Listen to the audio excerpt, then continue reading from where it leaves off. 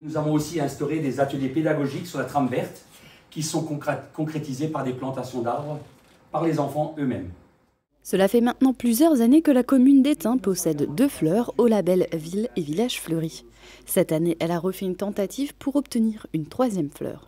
Alors, la labellisation en tant que 3e fleur, c'est simplement la reconnaissance de tout l'engagement à la fois des équipes communales, municipales, de tous les bénévoles qui sont là pour améliorer le cadre de vie de nos concitoyens.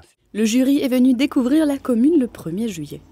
Pour tenter d'atteindre l'objectif, la commission de fleurissement et la municipalité ont dû respecter certains critères de fleurissement et de respect écologique.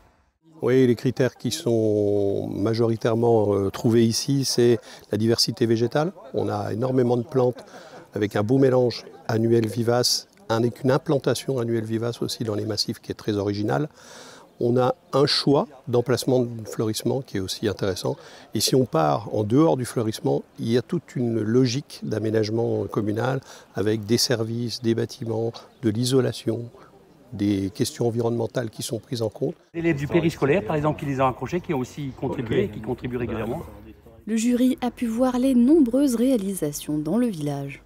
Donc en termes d'exemples, nous avons par exemple créé 3 nouveaux parteurs avec des fleurs vivaces, pour limiter aussi le renouvellement du fleurissement et pas mettre que des annuels. Nous avons aussi implanté de nombreux arbres, à la fois dans l'espace cinéraire et au niveau du carrefour central. Et nous avons développé la fauche tardive pour développer la biodiversité, par exemple. On peut aussi citer la végétalisation de la place de l'église, la réduction du nombre de jardinières et l'augmentation du nombre de massifs. Un choix original a également été fait.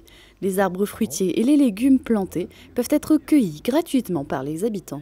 À la fin de la visite, le jury a maintenu un mystère relatif sur la possible obtention de cette 3e fleur. Très clairement, la visite est impressionnante. Il y a ce qu'il faut, en termes, puisque nous travaillons sur une base d'une grille. Donc toutes les cases de la grille étaient cochées dans le cadre de la visite. Il n'y avait pas de souci de ce côté-là. Mais je ne vais pas pouvoir vous dire oui ou non. Le jury risque de proposer la 3e fleur, si cette réponse vous satisfait. Il faudra qu'Étain attende encore quelques mois pour obtenir une réponse officielle.